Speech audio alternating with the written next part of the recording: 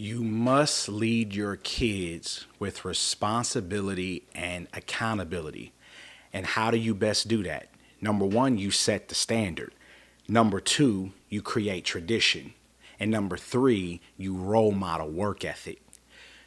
When you look at our responsibility as a parent, one of the greatest opportunities we can give our children is to instill forever and always accountability and responsibility. Why? Because that is your duty as a parent.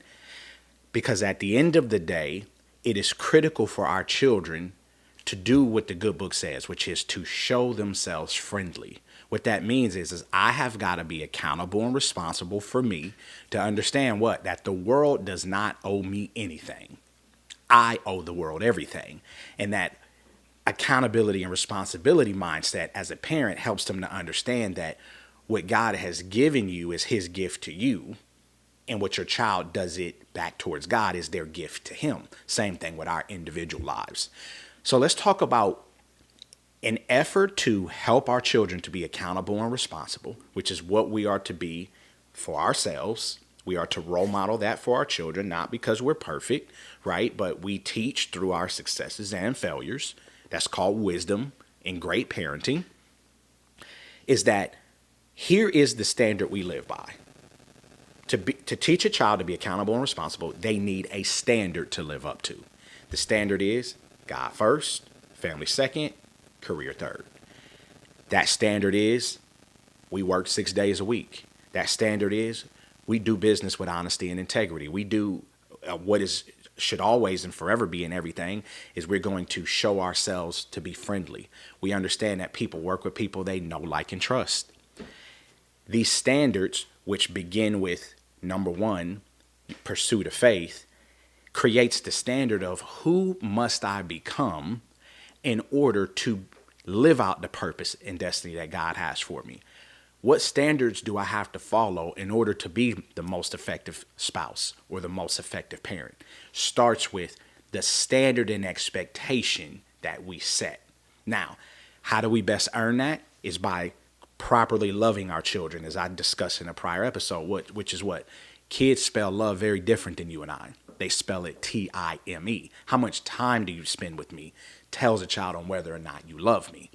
And so the standard is evident in all of our focuses and priorities as parents. Why? Because that is critical to how we best equip them to fulfill their purpose and how to find their spouse and how to become who they are called to be. The next thing, in helping your children to become accountable and responsible, we must be intentional as parents of creating traditions. In every culture and society, you see it all around you. What? We have these 10 federal holidays: Martin Luther King Day, President's Day, Veterans Day. These are designed to create traditions to help us understand from an accountability and responsibility what is the highest and best form of us as a people. You look at, the Christian faith. What? Those traditions are what? Easter, Christmas, Passover. Same thing in the Jewish community. Purim, which is coming up here shortly. Ramadan. All of these different things are all what? Traditions that build accountability, responsibility, and really specifically identity. The whole emphasis of, as a parent, in creating accountability and responsibility is to not only set a standard, but to help them to fully understand who they are and whose they are. When you look at the data about children who fall victim to the street, and here's the thing, I can understand this. For full disclosure, I grew up on the hilltop, west side of Columbus, in the hood. And the difference is I looked and saw examples of the wrong way, and I figured out quickly that leads to death or prison. And then, thank God, I had a few family members who ironically were in real estate, and yet they never died. They never went to jail. They always had a nice home, nice car, always went on vacation. I used common sense to say that is the better path. The long money way is the right way. Short money never lasts. It's gone by morning. But being intentional to create traditions very practically can be as simple as we're going to take 1 or 2 family vacations a year. If we can't afford a vacation, we're going to take a trip. We're going to go to Hocking Hills. We're going to go to Detroit. We're going to go to Dallas. We're going to go to DC. We're going to go to Chicago, whatever the case may be. Another mandatory tradition in addition to trips. We're going to sit down without devices and eat as a family. Or we're going to take a walk. Or we're all going to participate in decorating the house for Easter or for Christmas. Or we're all going to participate in setting up for this house party. You do this, I do this, let's do it together. Let's work, let's win, let's celebrate together. That is creating a tradition. As a parent, you must be intentional about that. Because remember, our goal is to show them who is God, who are they supposed to become, and how to find and be the best spouse possible. That is recognized through these small gestures of a standard and of being intentional to create a tradition. The third thing we as parents must be intent about in creating accountability and responsibility with our children is work ethic. That is one of the single most important things we can role model for our children, which is that everything happens through hard work, persistence, and patience. And what that basically means is we got to go to bed at a designated time. We wake up at a designated time. As a man, as a real estate developer, I work 10, 12, 14-hour days, 6 days a week. This is all they've ever seen of me. Point of it is I still show up to the recital, to the games. I still show up to church. It is a very dedicated, diligent life. Children will never listen to what you say. They will only watch what you do. And that is where work ethic becomes the critical cornerstone. Because as I share with my children, the good book says that if a man doesn't work, he doesn't deserve to eat. What my children have known is I am so committed to these philosophies, doing it God's way, that when we see people panhandling, they know. If he a grown man begging for money, we ain't giving it. Why? Because the words say, if you don't work, you don't deserve to eat. Now, however, I will meet your need. They've seen me plenty of time buy, entire meals, entire combo meals, groceries to hand it to a man who may be struggling, because that is our responsibility to love and care for the least. But I'm not giving you money. Now, they've also seen me give a man money, which is if you're going to offer to wash my windshield at the stoplight, or I see you in the plaza parking lot playing a violin, I'll give you money. Why? Because you're working. That's right, and that's fair, and that's reasonable. The difference is with a woman. If a woman, no matter what her situation is, even if she's not working, we're going to give if we have the ability to do that.